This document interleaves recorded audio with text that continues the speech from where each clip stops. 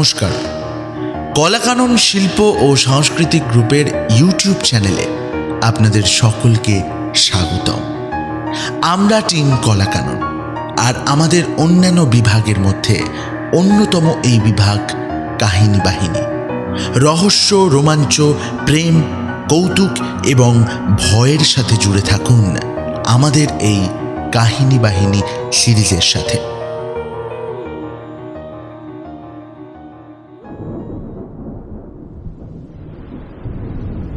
আমাদের গোড়াচাঁদ রোডে এক পশলা বৃষ্টিতেই হাঁটু জল জমে। এদিন বিকেল 4টে থেকে রাত 8টা অবধি এক টানা বৃষ্টি। খবরের কাগজের অফিসে চাকরি করি, রাত 9টায় ডিউটি শেষ। বেরিয়ে দেখি বৃষ্টি বন্ধ। কাতারে কাতারে লোক বাস ট্রামের অপেক্ষায় এসপ্ল্যানেড জুড়ে ছোটাছুটি করে বেড়াচ্ছে। ভাগ্য ভালো একটা বাসে গোত্তা মেরে ঢুকে গেলুম।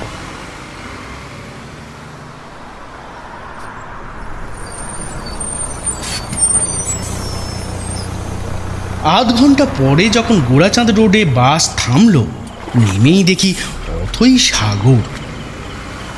বাড়ি পর্যন্ত এত জল ঠেলে এগোতে হলে নির্ঘাত নিউমোনিয়া হবে। এক রিক্সাওয়ালা 5 টাকা দর হাঁকল। 5 মিনিটের হাঁটার রাস্তার জন্য 5 টাকা। দায়ে পড়ে রাজি হয়ে চেপে বসলুম। রিক্সাওয়ালা টান দেওয়ার আগে ফের বলল, কোথায় কেন যাবেন বললেন বাবু? থানার কাছে। আহ, রিক্সা এগোলো। একে জল, তার উপর লোডশেডিং। টিপ টিপ করে ফের বৃষ্টি ঝরাও শুরু হয়েছে। বুট তোলা আছে, পর্দাটাও নামিয়ে দিতে হলো। অন্ধকারে চারিদিকে খালি ঝপাং ঝপাং জলের শব্দ। মাঝে মাঝে মোটর গাড়ির মৃত্যুকালীন শ্বাস টানার মতো ঘরঘরানি। এক ঝলক করে আলো, পর্দার ফাঁকে নোংরা নর্দমা উপচানো জলের বিদঘুটে হাসি। কিন্তু চলেছি তো চলেছি, বাড়ি সমান দূরত্ব থেকে যাচ্ছে। ভাবছি, আহা বেচারা রিক্সাওয়ালা, পেটের দায়ে এই অমানসিক খাটুনি খাটছে। মানুষ হয়েও জানোয়ারের মতো গাড়ি টানছে, আর আমি নবাব খাঞ্জা খাঁয়ের মতো বসে আছি। খারাপ লাগছে, অথচ উপায় কি? একটু জলে ভেজা সহ্য হয় না। সপ্তাহে 2 দিন স্নান করি। একটুতেই ঠান্ডা লেগে দাঁতের গোড়া ফুলে, সর্দি কাশি এসে হামলা করে। কিন্তু ব্যাপারটা কি, এখনো বাড়ি পৌঁছানো যাচ্ছে না কেন? পর্দার ফাঁকে উঁকি মেরেই কিছু ঠাউর হলো না। ঘুটঘুটে আঁধার। বললুম, কোথায় এলুম হে? রিক্সাওয়ালা বলল, কোথায় কেন যাবেন বললেন বাবু? খাপ্পা হয়ে বললুম, থানার কাছে। কতবার বলবো? আচ্ছা বাবু, আচ্ছা, এবার বুঝে গেছে। কি উজবুক লোক রে বাবা, কোথায় যাবে বোঝেনি, অথচ দর হেঁকে বসেছে 5টা টাকা। পরক্ষণে ফের মায়া হল। আহা বেচারা, পেট পুড়ে খেতে পায় না, তাই জলের ভেতর রিক্সা টানতে কষ্ট হচ্ছে। তার ওপর রাস্তার যা অবস্থা, খানাখন্দ পায়ে পায়ে, চাকা গড়ানো সহজ তো নয়। কিছুক্ষণ পরে আবার পর্দার ফাঁকে উঁকি মারল।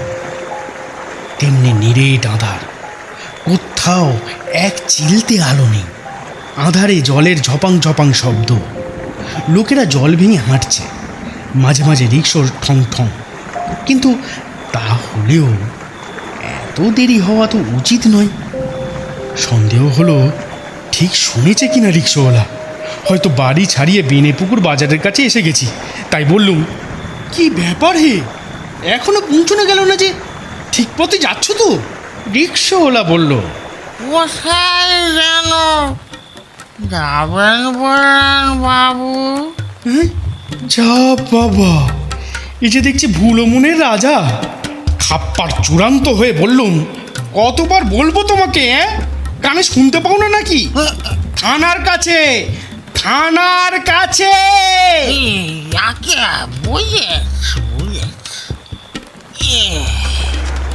বৃষ্টিটা বেড়ে গেল এতক্ষণ। কুঁকড়ে বসে রইল। আবার অন্ধকার জলে নানান রকম শব্দ। ঠং ঠং রিক্সোর আর্তনাদ। খানাখন্দে চাকা আটকে যাচ্ছে মাঝে মাঝে। আরও কিছুক্ষণ পরে চেঁচিয়ে বললুম, আরে এখনো থানার কাছে পৌঁছতে পারলে না? ব্যাপারটা কি? কোথায় যেন যাবেন বললেন বাবু? গর্জে বললুম, এই রোকো রোকো রোকো, আমি এখানেই নামবো। এই যে এসে পড়েছে বাবু, একটু সবর করুন। না না না, এখানেই নামিয়ে দাও, নামিয়ে দাও। রিক্সাওয়ালা রিক্সা থামালো, বলল, ওই তো পিলখানা, আলো জল জল করছে। হাঁটু জলে বৃষ্টির মধ্যে নেমে ওর হাতে 5 টাকার নোট গুঁজে দিয়ে সামনে বাঁ হাতে আলো লক্ষ্য করে এগিয়ে গেল। রিক্সাওয়ালা রিক্সা ঘুরিয়ে নিয়ে চলে গেল। আর বুঝতে অসুবিধা হলো না যে লোকটা কানে কম শোনে। বলেছে থানার কাছে, সে শুনেছে পিলখানার কাছে। কিন্তু পিলখানা পিলখানা যে বলে গেল, সে আবার কি জিনিস? এ নাম তো কোশমিনকালেও শুনিনি। বাঁ হাতের গেটের ভেতর একটা উঁচু 3 দিক খোলা দালানের চত্বরে লণ্ঠন সামনে রেখে এক বৃদ্ধ ভদ্রলোক বসে আছে। মাথায় টাক, মুখে অমায়িক ভাব। জায়গাটা ঠাকুর দালান বলে মনে হয়। গেটের কাছে আমাকে দেখা মাত্র তিনি উঠে বললেন,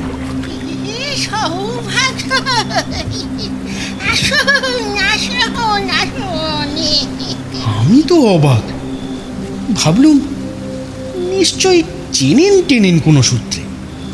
ছাদের তলায় তো পৌঁছানো যাক, বৃষ্টিতে ভিজে একসা হয়ে যাচ্ছি। ভদ্রলোক একই ভঙ্গিতে বললেন,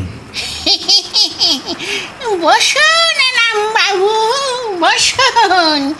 তখন থেকে আপনার অপেক্ষা করছি, তবে বৃষ্টিটাও বড্ড বেশি আজ।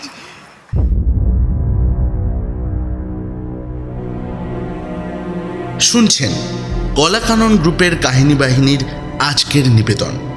প্রখ্যাত লেখক সাহিত্যিক সৈয়দ মুস্তফা সিরাজের লেখা বৃষ্টি রাতের আপদ বিপদ।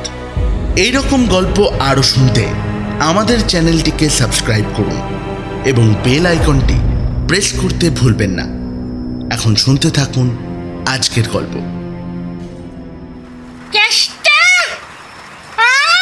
কেষ্টা, বড়বাবু এসেছেন, সে কি জানিয়ে সর্বনাশ! আমাকে কোন রামবাবু ওরফে বড়বাবু ভেবে বসেছেন। রিক্সাওয়ালা কানে কালা, আর ইনি চোখে কম দেখেন নাকি? ঝটপট বললুম, দেখুন আপনার বোধহয় ভুল হচ্ছে, আমি রামবাবু নই। রিক্সাওয়ালা ভুল করে আমাকে থানার বদলে পিলখানায়। কথা কেড়ে খিকি করে হাসলেন বৃদ্ধ। ভুল করিনি, ঠিক জায়গায় নামিয়ে দিয়েছে। কেষ্টা, সাকইরা কি মুশকিল! কথাটা শুনুন, আমি রামবাবু নই। পেছনের দিকের দরজা খুলে এক মূর্তির উদয় হলো। কালো কুচকুচে গায়ের রং, লিকলিকে প্যাঁকাটি গরম, পরনে হাফ প্যান্ট আর গেঞ্জি। সাদা দাঁত বের করে বলল, বলো বাবু, এইরকম কথা বলে বুঝলেন দাদমণি? বসুন বসুন, চা টান, পরে কথা হবে। সে 1 কাপ চা প্লেট শুদ্ধ এনে লাল মসৃণ মেঝে রাখল। তারপর সেই রকম হেসেই চলে গেল। বৃদ্ধ বললেন, বসুন, কাজের কথা সেরে নেওয়া যাক চা খেতে খেতে। বেগতিক দেখে বললুম, প্লিজ প্লিজ শুনুন। প্রথম কথা, আমি রামবাবু নই। দ্বিতীয় কথা, আমি ভুল করে পিলখানায় চলে এসেছি। রিক্সাওয়ালা ভুল কিসের? পিলখানার এখন সেদিন নেই ঠাই। এক সময় এখানে নবাবের 30টা হাতি বাঁধা থাকতো, তাই পিলখানা নাম। পিল মানে হলো গিয়ে হাতি, এলিফ্যান্ট। এখন হাতি নেই, তার বদলে হাঁস আমরা আছি। আমি কেষ্টা গোবর্ধন আর ওই ওই হরি হরি একটু পরেই আসবে। হরি না হলি জমে না। অগবরা এই দেখে যাকে এছেন। পেছনের দিকে কোত্থেকে কেউ খ্যান খ্যানে গলায় বলল। এ দাদুমণি, বৃদ্ধ বললেন, রামবাবু রে, রামবাবু মানে আমাদের বড় বাবু, বুঝলি তো? যাচ্ছি দাদুমণি। আরে আকাশটা হরিকে গিয়ে বল রামবাবু এসে গেছেন। আমি ভাবলুম ভুলটা যখন ভাঙছে না এদের, না ভাঙুক, বৃষ্টি রাতে এক কাপ গরম চা ছাড়ি কেন। তারপর ব্যাপারটা কোথায় গড়ায় দেখা যাক। চা খেতে থাকলো। বৃদ্ধ বললেন, যে জন্য খবর দিয়েছিল ওর আসার আগে তার গোড়াপত্তন করা যাক। কথা হলো ওই শালা ভগলুকে নিয়ে। ভগলু? ভগলুকে? সেটাই তো বুঝতে পারছি না। শুনেছি ও পাশের এই কবরখানার একটা গাছে কোত্থেকে এসে আড্ডা নিয়েছে। তা গাছে? গাছে কেন? হ্যাঁ, মাটি জুড়ে তো কবর, মুসলমানরা ওকে থাকতে দেবে কেন? হ্যাঁ, ও তো হিন্দু, তাই খুব ঝগড়া করেছিল। শেষে রফা হয়েছে, গাছে তো আর কবর নেই, কাজেই গাছে ভগলু আস্তানা করতেই পারে। ও বেশ, তারপর? তা ভগলু নাকি গাছ থেকে বৃষ্টিতে ভিজে খুব কাশি হচ্ছে, সারা রাত খাক খাক খাক খাক করে খাসে। তাই আমাদের এই পিলখানায় আশ্রয় চাই। এদিকে কেষ্টাদের তাতে আপত্তি, ভগলুটা নাকি বেড়াই নোংরা। ভগলু সেটা বুঝতে ফেলি রোজ রাতে ঢিল ছুঁড়ছে, চেষ্টারও যায় না। বলার সঙ্গে সঙ্গে খুট করে একটা ঢিল পড়ল তফাতে। তিন দিক খোলা ঠাকুর দালানের মণ্ডপের মতো চত্বর ঝটপট সরে বসল। বৃদ্ধ চেঁচিয়ে উঠলেন, হেই হেই এই শুরু হলো। হেই এই কেষ্টা, এই গোবরা, এই কেষ্টাকে দেখেছি, গোবরাকে দেখল। একটা প্রকাণ্ড কুমড়ো বললেই চলে, পরনে কেষ্টার মতোই হাফ প্যান্ট আর গেঞ্জি। দুজনে এসেই চত্বরের একদিকে দাঁড়িয়ে ঘুষি পাকিয়ে অন্ধকারের দিক লক্ষ্য করে চেঁচাতে থাকলো। ভগবু, দাঁতের পাখি খুঁজে নেবে বলে দিচ্ছি। বৃদ্ধ উত্তেজিতভাবে বললেন, এই দেখলেন তো সচক্ষে রামবাবু, এই জন্যই তো আপনাকে ডাকা। এই একটা বিয়ে না করলে তো আর থাকা যায় না। অনুমান করলুম ওদিকটাই তাহলে কবরখানা, তার মানে ওটা গোবরা গোরস্থান, এবং তার মানে আমাকে রিক্সাওয়ালা উল্টো দিকে এনে ফেলেছে, এবং তার মানে না, মাথা ঠিক রাখতে হবে। বললুম, ও আচ্ছা আচ্ছা, আপনারা শান্ত হন, আমি দেখছি ব্যাটাকে। কেষ্টা আমার কথা শুনে সাহস পেল যেন, ফের চেঁচালো ভগলুর উদ্দেশ্যে। এই কি হচ্ছে না ভগলা? দাঁড়া, রামবাবু যাচ্ছে। কে সে জানিস? হ্যাঁ, জানিস তো? দিনে পুকুর তার বড় বাবু তোকে পেঁচে গুঁতো মাছি মাছি মাছি মাছি হাজুতে নিয়ে যাবে। হ্যাঁ, অন্ধকার থেকে ভগলুর কথা ভেসে এলো। अरे ना ना, कितना दारोगा हम देख लिया। बिहार मुल्क का कितना दारोगा ये भोगलू को दिखा के तो बंगाली दारोगा बाबू। গোবর্ধন বলল, শুনলেন দাদা, শুনলেন বেটা রাজপথের কথা। গলা চড়িয়ে বললুম, ये भोगलू तुमको हम अभी अरेस्ट करेगा। জসমিন দেশে যদাচার, যে জায়গায় এসে পড়েছি তাতে তাল দেওয়া ছাড়া উপায় নেই। কিন্তু আমার শাসানি শুনে ভোগলু তার গাছের আস্তানা থেকে হি করে হেসে বলল, চলাও না চলাও বগলা বলতে এই বগালি বাবু আও চলাও চলাও চলাও চলাও বৃদ্ধ বললেন, আপনাকে চ্যালেঞ্জ করছি রামবাবু, শুনছেন তো? হ্যাঁ, দাঁড়া, দেখাচ্ছি মজাও কি। উঠে দাঁড়িয়ে ভাবছি এই হচ্ছে ভেগে পড়ার মোক্ষম সুযোগ।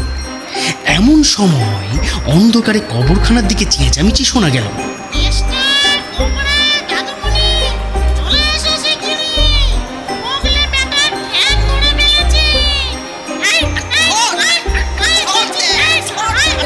সেই সঙ্গে ভোগলুরও চেঁচামেচি চলেছে।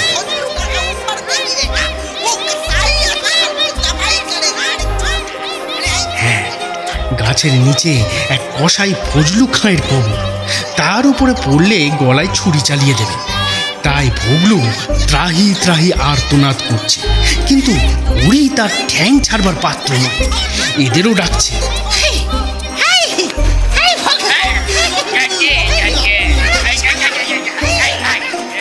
বৃদ্ধ, কেষ্টা আর গোবর্ধন ঝপাং ঝপাং করে জলে লাফিয়ে পড়ে অন্ধকারে অদৃশ্য হলো। লণ্ঠনটা জ্বলছে, চায়ের কাপ প্লেট পড়ে আছে। আমিও ঝাঁপ দিলাম, তবে গেটের দিকে। বৃষ্টিটা ছেড়েছে এতক্ষণে। জল ভেঙে প্রাণপণে এগিয়ে গেলুম যেদিক থেকে এসেছি সেই দিকে। একখানে একটা বাড়ির রোয়াকে লণ্ঠন দেখলুম, কিন্তু আর সাহস হলো না তাকাতে। যদি আবার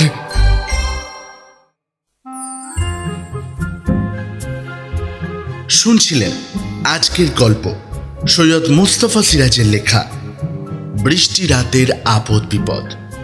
কেষ্টা, দাদুমণি এবং লেখকের ভূমিকায় কণ্ঠ দিয়েছেন শুভদীপ বনু, রিকশাওয়ালার চরিত্রে সৌম্যদীপ বনু, ভোগলুর ভূমিকায় কৌশিক জানা, হরির চরিত্রে দেবরাজ চক্রবর্তী এবং গোবরার ভূমিকায় জিৎ ঘোষ। গল্পটি পরিচালনা এবং পোস্টার ডিজাইন করেছেন শুভদীপ বনু, সম্পাদনায় সৌম্য এবং জিৎ, এবং স্পেশাল এফেক্টসে পাপ্পু। গল্পটি কেমন লাগলো আমাদের জানাতে পারেন ইউটিউব কমেন্ট বক্সে। সবাই ভালো থাকবেন, সুস্থ থাকবেন। আমাদের পাশে থাকার জন্য অসংখ্য ধন্যবাদ।